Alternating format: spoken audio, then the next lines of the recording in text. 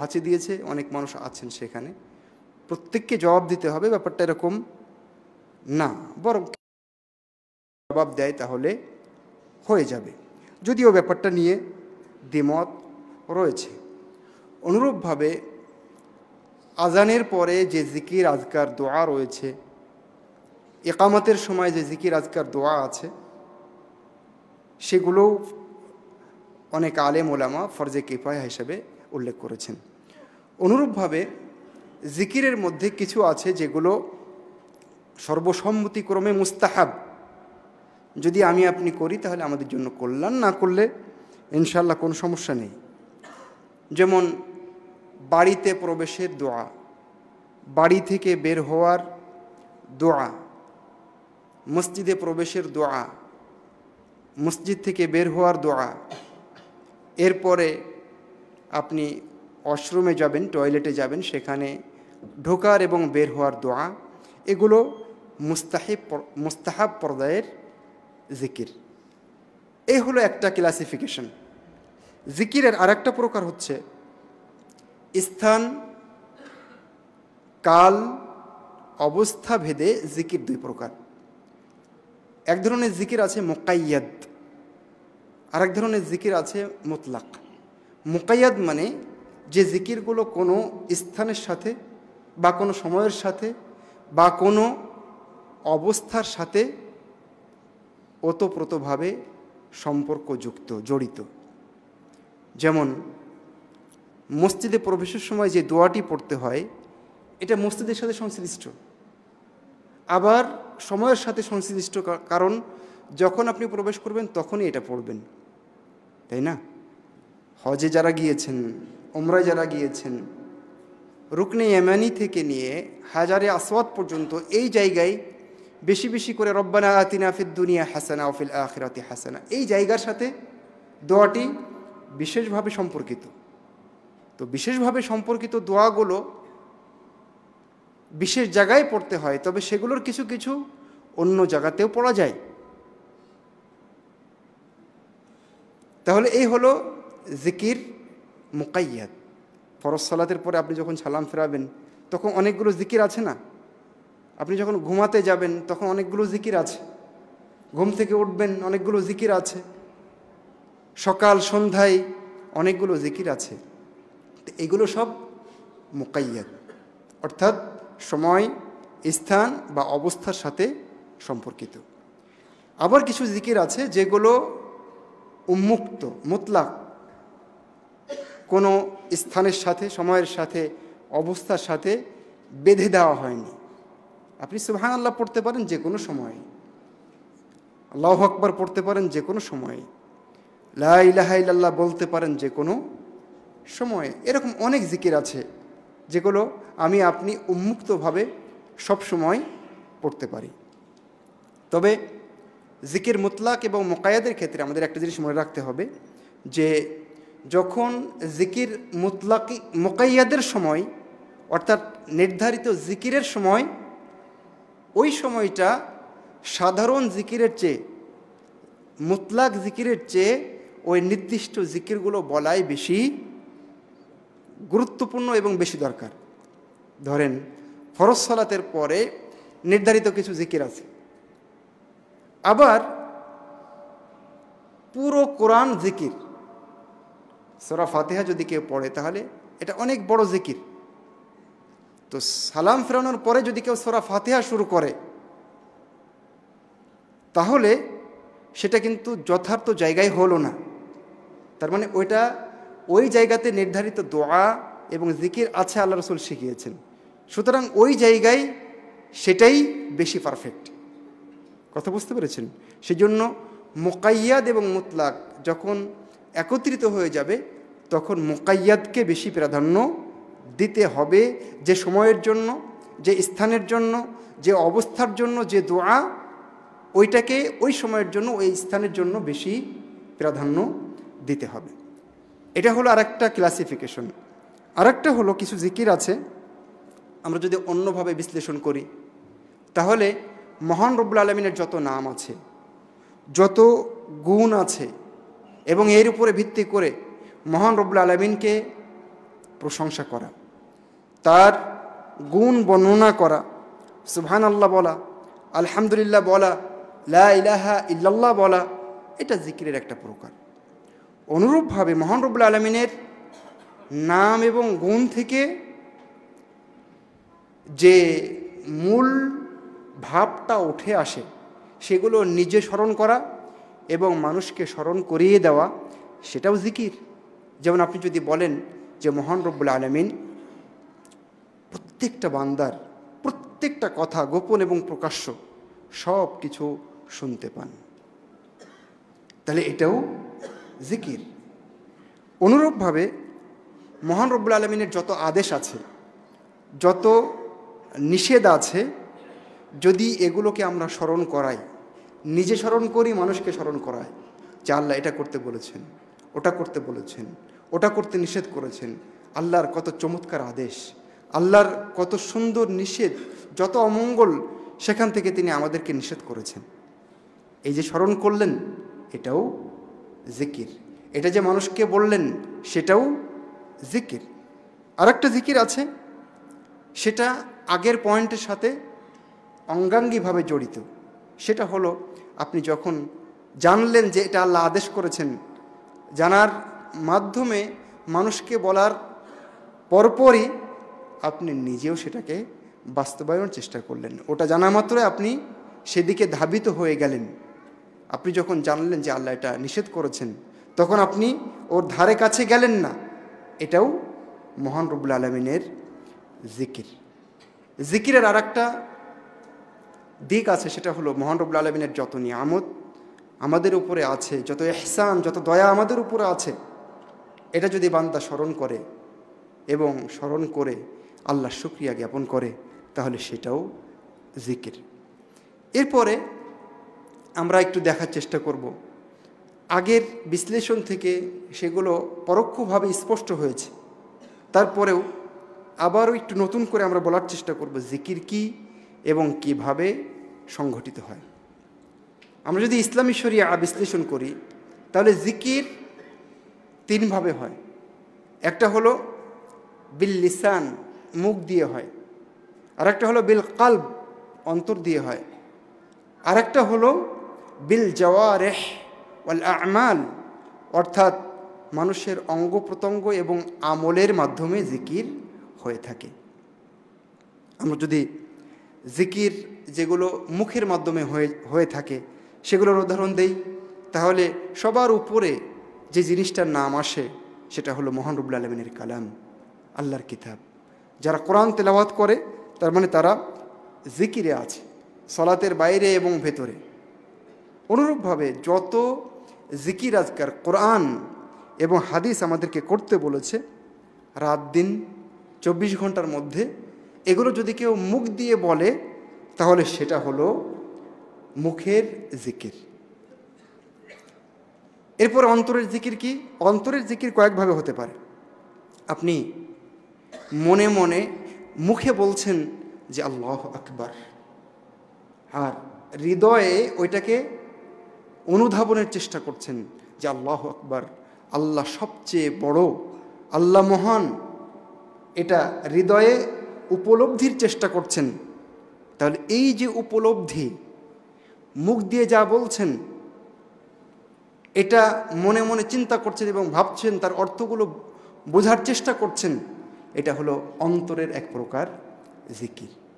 এবং একজন মানুষ জিকির করতে আছে কিন্তু বেখেয়াল, তার চেয়ে অনেক গুণ ভালো জিকির এই ব্যক্তির, যিনি মুখে যা বলছেন অন্তর দিয়ে সাথে সাথে সেটাকে হৃদয়ঙ্গমনের চেষ্টা করছেন, ওগুলোর অর্থ বোঝার চেষ্টা করছেন। সম্মানিত মুসল্লিবৃন্দ, অন্তরের জিকিরের ভিতরে আরও আছে মানুষ আল্লাহর নিয়ামতগুলোকে উল্লেখ করে করে তার পক্ষে সাক্ষ্য দেয়। আল্লাহর বড় নিয়ামত, ছোট নিয়ামত, অনেক আগে পেয়েছে সেই নিয়ামত, এখন নতুন পাচ্ছে টাটকা নিয়ামত, সব নিয়ামতকে স্মরণ করে করে আল্লাহ জিকির হৃদয় দিয়ে মানুষ করতে পারে। আল্লাহ বলেছেন, ইয়া আইয়ুহাল্লাযীনা আমানু যকুরুল্লাহ, ইয়া আইয়ুহাল্লাযীনা আমানু যকুরু নি'মাতাল্লাহি আলাইকুম, হে ঈমানদারগণ, তোমরা তোমাদের উপরে মহান আল্লাহর যত নিয়ামত আছে সেই নিয়ামতগুলোকে স্মরণ করার চেষ্টা করো। অনুরূপভাবে অন্তরের জিকিরের মধ্যে আছে মানুষ আল্লাহ সৃষ্টি নিয়ে ভাববে। আসমান, জমিন এবং এত দুভয়ের মাঝে যত আশ্চর্য সাধারণ যত ধরনের সৃষ্টি আছে, যদি মানুষ চিন্তা ভাবনা করে এবং চিন্তা ভাবনার ফলশ্রুতিতে সে মহান রব্বুল আলামিনের শুকরিয়া আদায় করতে শেখে, তাহলে এটাও অন্তরের জিকিরের অন্তর্ভুক্ত। সম্মানিত উপস্থিতি, এরপরে অঙ্গ প্রত্যঙ্গের যে জিকির, সেটা কিন্তু আগের যে দুটো প্রকার গেল, মুখের এবং অন্তরের জিকির, তার উপরে ভিত্তি করে প্রতিষ্ঠিত হয়। অর্থাৎ আপনি যখন অন্তরে বিশ্বাস করবেন যে আল্লাহ একজন আছেন, তার আদেশ মানতে হবে, তিনি অমুক অমুক বলেছেন, তিনি জুমায় আসতে বলেছেন, তিনি সালাত আদায় করতে বলেছেন 5 ওয়াক্ত, এবং সেটাকে বাস্তবায়নের জন্য আপনি সবসময় অগ্রগামী থাকেন, খুব ভালো করে চেষ্টা করেন, তাহলে এটা হলো জিকিরের পূর্ণ রূপ। তাহলে এটা হলো পূর্ণাঙ্গ জিকির। আপনি মনেও সেটা চিন্তা করেন, সেটা মুখ দিয়ে বলেন, আবার বাস্তবে মহান রব্বুল আলামিনের আদেশগুলোকে এবং নিষেধগুলো থেকে নিজেকে বাঁচাবার চেষ্টা করে থাকেন। তবে এখানে একটা জিনিস মনে রাখতে হবে, যদি মুখ দিয়ে না বলা হয়, কাজে বাস্তবায়ন করা না হয়, অন্তত মুখ দিয়ে না বলা হয়, শুধু মনে মনে স্মরণ করা হয়, তাহলে সেটা শরিয়াতের পরিভাষায় যে জিকির, সেটা হবে না এবং সেই জিকির যথেষ্ট হবে না। ঠিক যেমন একজন মানুষ এখন শুয়ে আছে আর মনে মনে সূরা ফাতিহাটা চিন্তা করছে, কল্পনা করছে, আমি কি বলতে পারবো যে লোকটা সূরা ফাতিহা পড়েছে? বলতে পারবো না। ঠিক অনুরূপভাবে আমি মনে মনে কোনো বিষয়কে স্মরণ করছি, আল্লাহর কোনো বিষয়কে, তাহলে ওটা জিকির কখন হবে? যখন সেটা আমি মুখ দিয়ে উচ্চারণ করব। তার আগে ওটা শরিয়াতের পরিভাষায় শুধুমাত্র মনের জিকিরটা জিকির হিসাবে পরিগণিত হবে না। সম্মানিত উপস্থিতি, তাহলে এখন আমরা একটু আলোচনা করে নিতে পারি যে এটা যদি হয় জিকিরের শরঈ পদ্ধতি, অর্থাৎ যতগুলো আলোচনা করলাম, মনের মাধ্যমে, মুখের মাধ্যমে, অঙ্গ প্রত্যঙ্গের মাধ্যমে জিকির হয়, যদি আমরা এর বিপরীতে জিকিরের বিদআতি পদ্ধতিগুলো উল্লেখ করার চেষ্টা করি, তাহলে একটু মাত্র অল্প কিছু পয়েন্ট আপনাদের সামনে আমি উল্লেখ করতে পারি। তবে তার আগে একটি আসার, যেটি ইমাম দারিমি রহিমাহুল্লাহ তার সুনানে, এরপরে আরও অন্যান্য ওলামায়ে কেরাম তাদের কিতাবে আসারটি উল্লেখ করেছেন। আসারটি আপনাদের জানা থাকার কথা। ওই যে একটু স্মরণ করিয়ে দেই, মসজিদে সলাতের আগে যে সময়টা, এই সময়ে মুসল্লিরা সাহাবায়ে কেরামের সময়ে একটা মসজিদে খণ্ড খণ্ড বিভক্ত হয়ে, দলে দলে বিভক্ত হয়ে জিকির আজকার করছিলেন। প্রত্যেকটা দলে একজন করে নেতা ছিলেন এবং প্রত্যেকের কাছে ছোট্ট ছোট্ট পাথর টুকরা ছিল। পাথর টুকরার উদ্দেশ্য কি? ওইটা দিয়ে তাসবিহ তাহলিল গণনা করবেন। নেতা বলছেন যে তোমরা 100 বার আল্লাহু আকবার বলো। সবাই এবার 100 বার আল্লাহু আকবার বলছে আর পাথরগুলো সরাচ্ছে, আল্লাহু আকবার, আল্লাহু আকবার, আল্লাহু আকবার, আল্লাহু আকবার, এইভাবে 100 বার পূরণ করছেন। ঠিক এইভাবে সুবহানাল্লাহ, এইভাবে আল্লাহু আকবার, এইভাবে আলহামদুলিল্লাহ, এইভাবে লা ইলাহা ইল্লাল্লাহ, এইভাবে জিকির চলছে।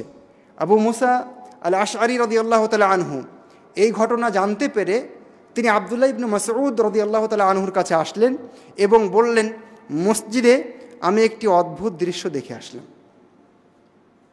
কথোপকথন হলো, আব্দুল্লাহ ইবনে মাসউদ সেখানে গেলেন, তিনি দেখলেন যা শুনেছেন আবু মুসা আল আশআরীর কাছে, সেখানে গিয়ে সেটাই তিনি দেখতে পেলেন। এরপরে আব্দুল্লাহ ইবনে মাসউদ রাদিয়াল্লাহু তাআলা আনহু তাদেরকে লক্ষ্য করে বললেন, মা হাযাল্লাযী আরাকুম তাসনাউন, আজকে তোমরা যা করছো এটা কি, আমি কি দেখছি এটা। তারপর আব্দুল্লাহ ইবনে মাসউদ বলছেন, ওয়াইহাকুম ইয়া উম্মাতা মুহাম্মদ, মুহাম্মদ সাল্লাল্লাহু আলাইহি ওয়াসাল্লামের উম্মাহ, তোমাদের জন্য ধ্বংস। মা আসরা হালাকাতাকুম, তোমাদেরকে এত দ্রুত কিসের ধ্বংস করলো, এত দ্রুত তোমরা ধ্বংস হয়ে গেলে কি করে। তিনি বললেন, হা উলাই সাহাবাতু নবিয়িকুম সাল্লাল্লাহু আলাইহি ওয়াসাল্লাম মুতাওয়াফিরুন, নবী সাল্লাল্লাহু আলাইহি ওয়াসাল্লামের সাহাবীবৃন্দ এখনও পর্যাপ্ত পরিমাণে রয়েছেন, বেঁচে আছেন।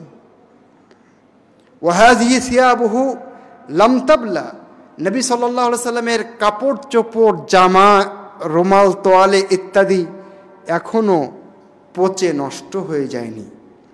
ওয়া আনিয়াতুহু লাম তুকসার, নবী মুহাম্মদ সাল্লাল্লাহু আলাইহি ওয়াসাল্লামের বাসন কোসন, থালা বাটি ইত্যাদি পানপত্র যা কিছু ছিল এখনও ভেঙে চুরমার হয়ে যায়নি, এখনও অক্ষত রয়েছে, অথচ তোমাদের এই ধ্বংস এত তাড়াতাড়ি।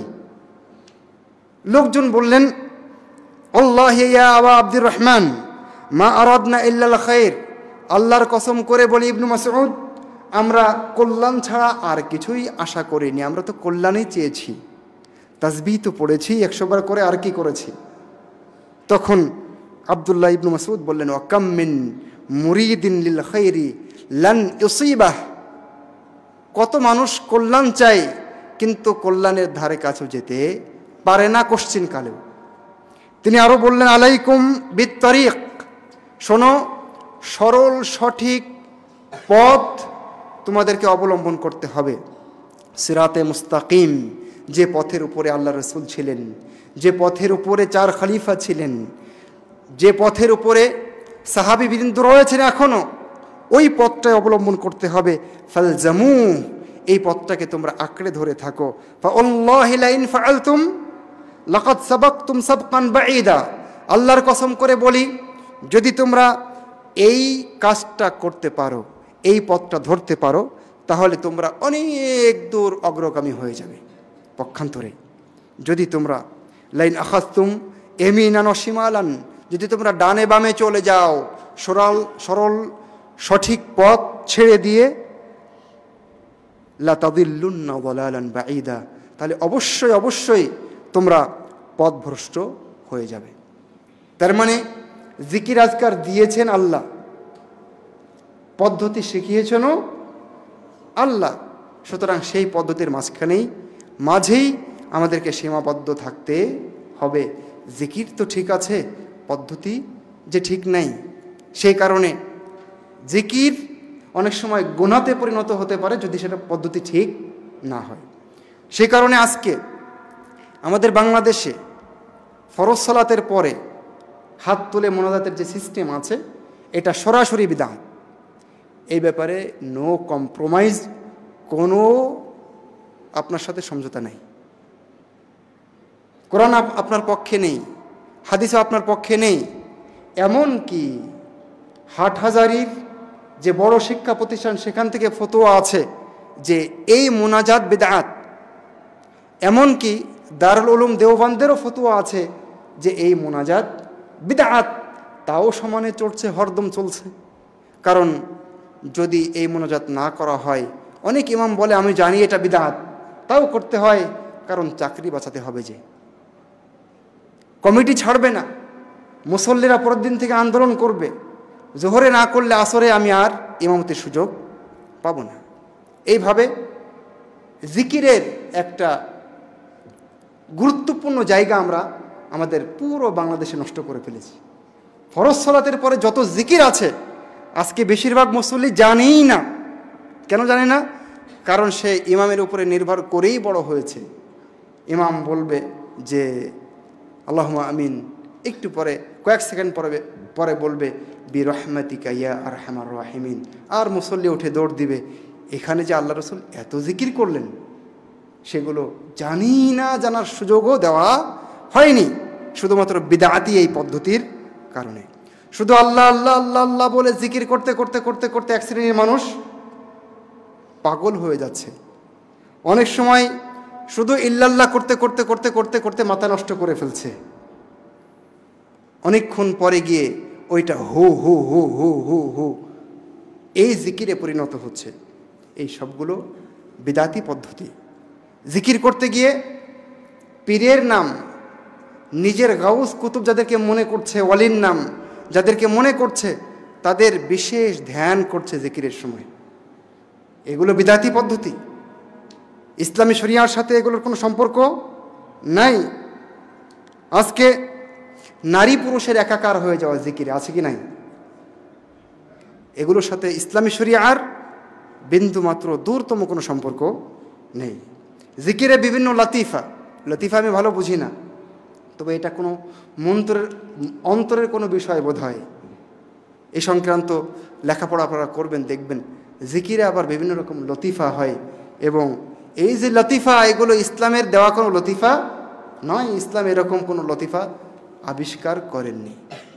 সম্মানিত উপস্থিতি, এরপরে আমরা দেখেছি জিকিরের সময় লাফালাফি, নাচানাচি, কাপাকাপি, ঝাঁকাঝাঁকি, দোলাদলি, দৌড়াদৌড়ি, ছোটাছুটি, চিল্লাচিল্লি, ছটফটানি, গান গাওয়াগাই, মঞ্চে আর বাসে ওঠাউঠি সহ কত যে অঙ্গভঙ্গি প্রকাশ করে মানুষ, এগুলো সবই জিকিরের নামে ভণ্ডামি। এগুলো জিকিরের নামে কোরআন এবং সহিহ সুন্নাহর বিপক্ষে অবস্থান।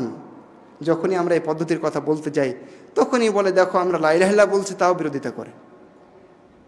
আমি বলি যে আব্দুল্লাহ ইবনে মাসউদ রাদিয়াল্লাহু তাআলা আনহু, তিনি তো আল্লাহু আকবরের বিরোধিতা করেননি। তিনি কিসের বিরোধিতা করেছিলেন? পদ্ধতির বিরোধিতা করেছিলেন। সম্মানিত উপস্থিতি, সেই কারণে আমাদের জিকির ভালো করে বুঝতে হবে। এরপরে জিকিরের সঠিক পদ্ধতিতেই আমাদের থাকতে হবে, যদি আমরা জিকিরের গুরুত্ব, এর তাৎপর্য এবং এর ফায়দা পেতে চাই। অন্যথায় জিকির করেও মানুষ গুনাহগার হয়ে যেতে পারে। জিকিরের কি গুরুত্ব রয়েছে এবং কি ফজিলত রয়েছে, আমরা খুতবার পরের অংশে গিয়ে এই ব্যাপারে কিছু কথা নেওয়ার চেষ্টা করব ইনশাআল্লাহ। আকুলু কাউলি হাযা ওয়া আস্তাগফিরুল্লাহ লি ওয়া লাকুম ওয়া লিসাইরিল মুসলিমিন।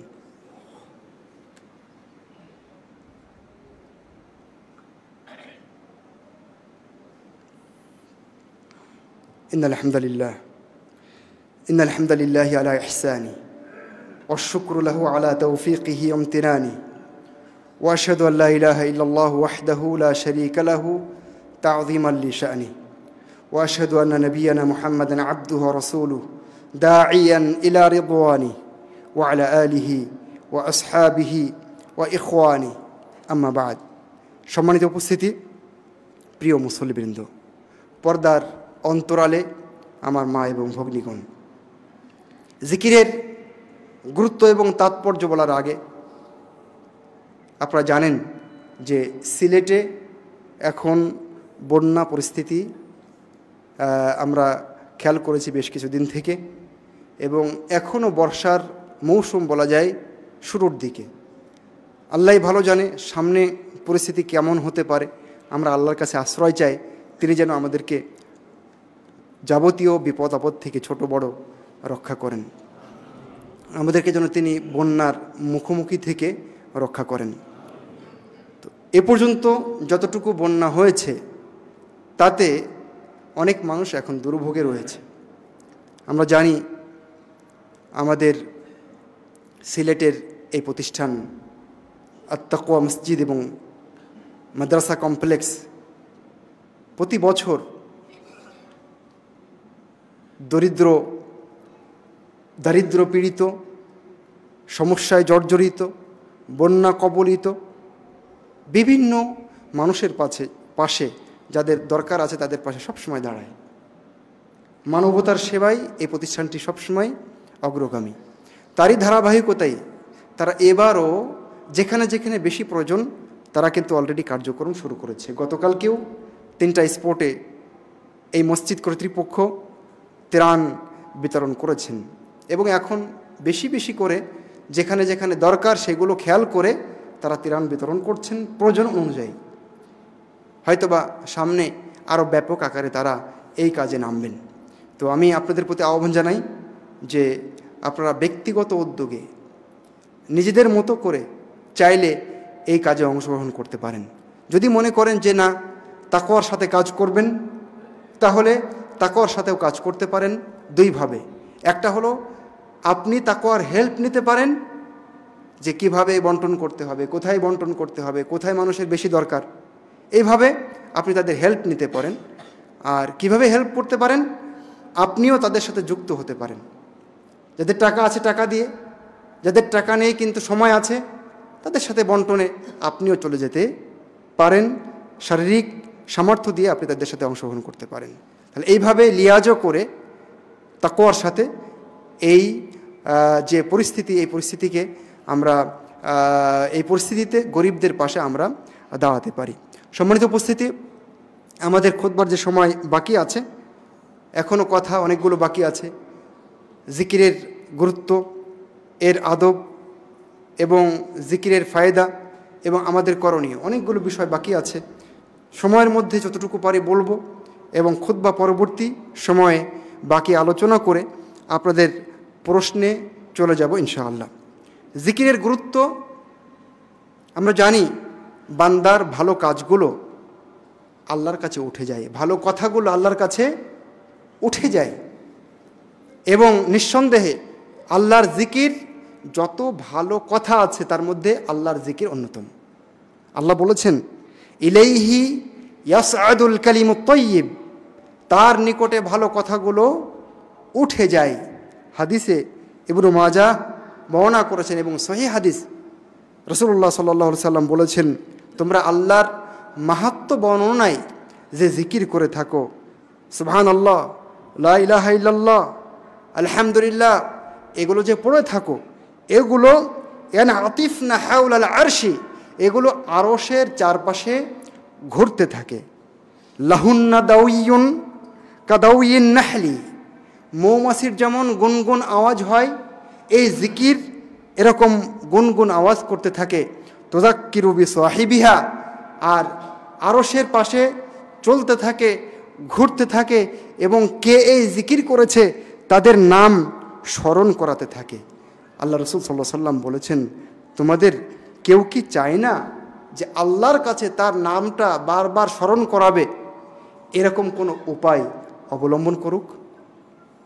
জিকির এমন গুরুত্বপূর্ণ বিষয়, যদি কেউ একাকী নির্জনে জিকির করে, জিকির করতে করতে যদি কেঁদে ফেলে, চোখ দিয়ে পানি আসে, তাহলে মহান রব্বুল আলামিন একান্ত অনুগ্রহ করে তাকে কাল কিয়ামতের ময়দানে তার আরশের বিশেষ ছায়ায় তাকে ছায়া দান করবেন। রাসূলুল্লাহ সাল্লাল্লাহু আলাইহি ওয়াসাল্লাম বলেছেন, 7 শ্রেণীর মানুষ বিশেষ ছায়ায় আশ্রয় পাবেন। তাদের এক শ্রেণীর হলেন ওয়া রাজুলুন যাকারাল্লাহ খালিয়ান, ওই ব্যক্তি যে নির্জনে আল্লাহর জিকির করে, ফাফাদাত আইনা, জিকির করতে করতে তার চোখ দিয়ে পানি ভেসে যায়।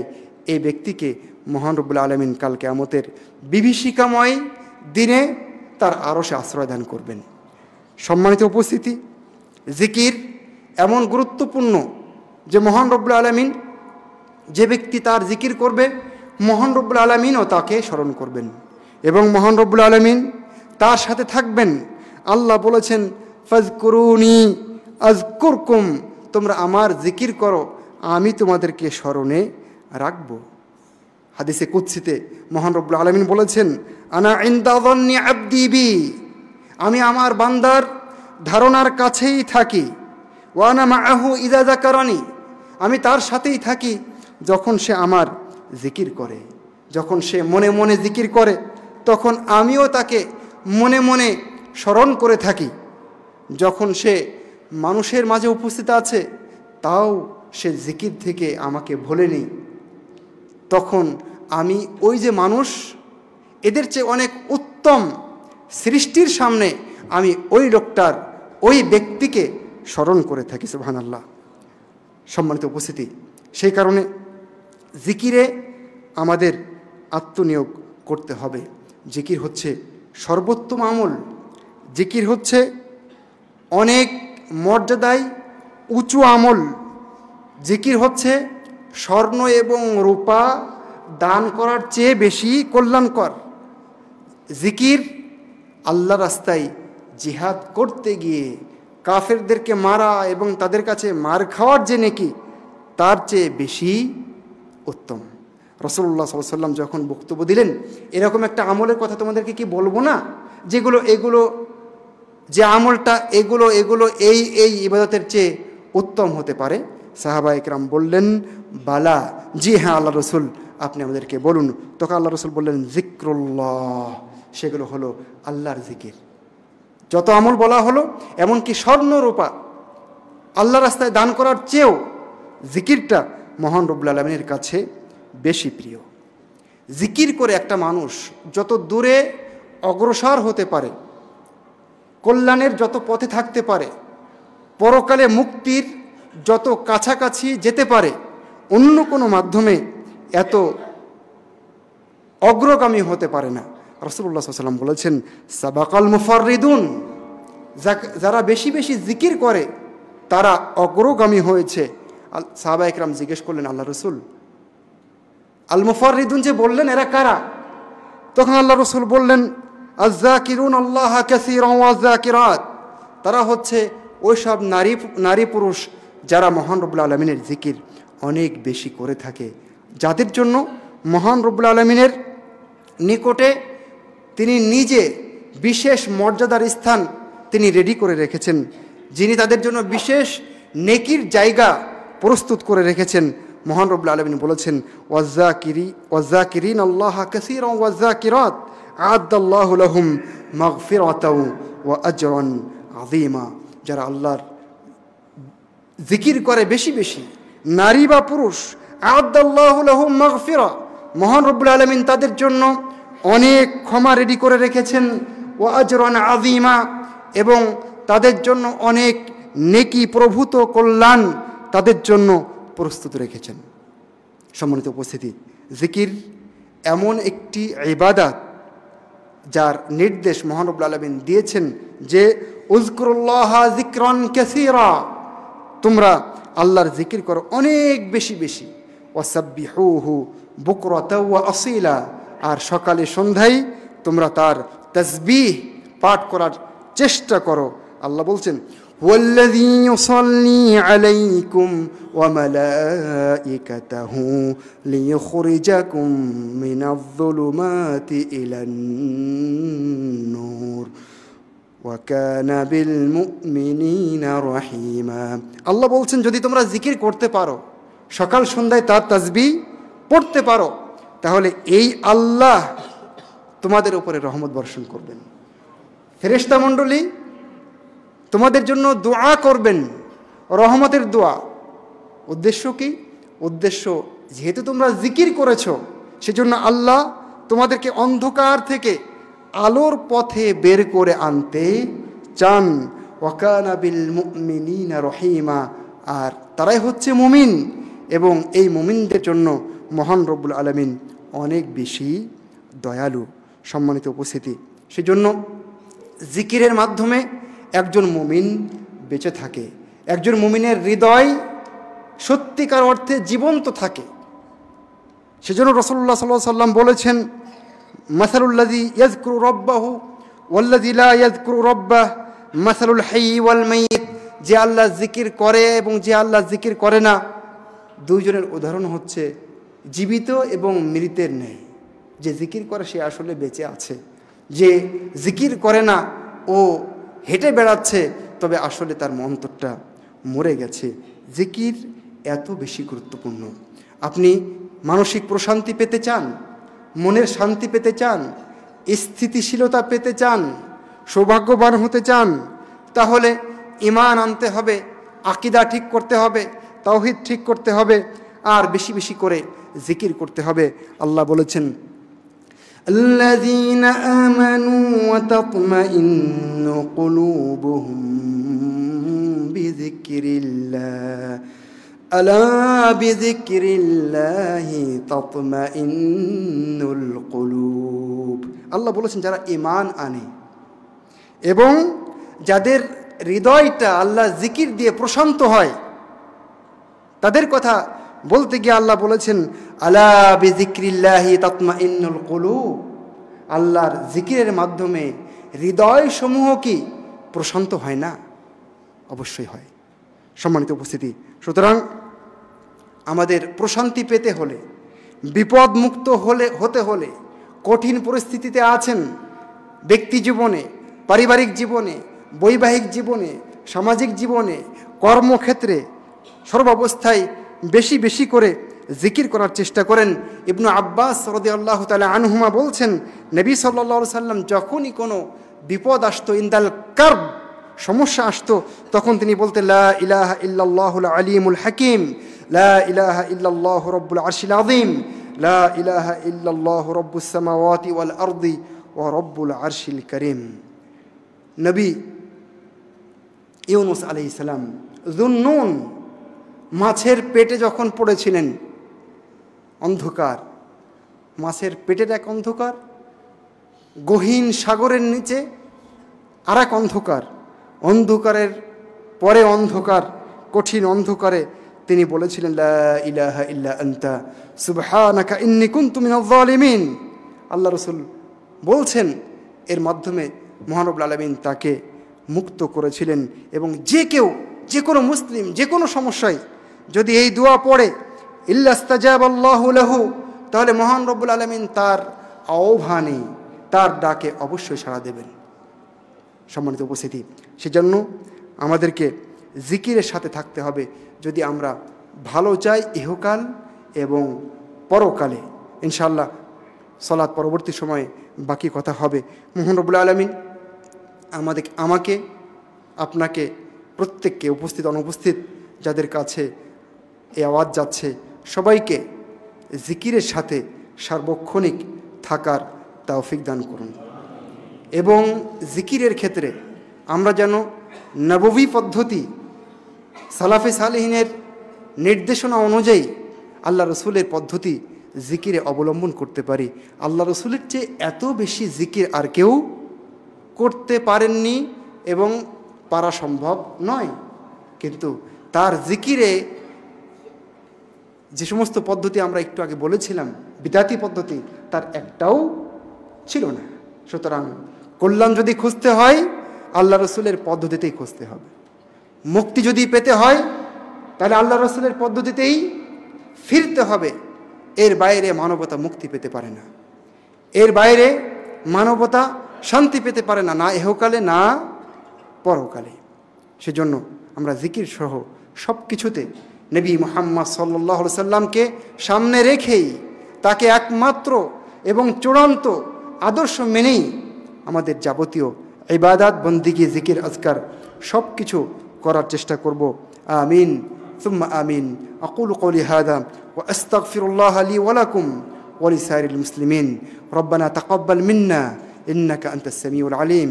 রব্বানা আতিনা ফিদ দুনিয়া হাসানা ওয়া ফিল আখিরাতি হাসানা ওয়া কিনা আযাবান নার।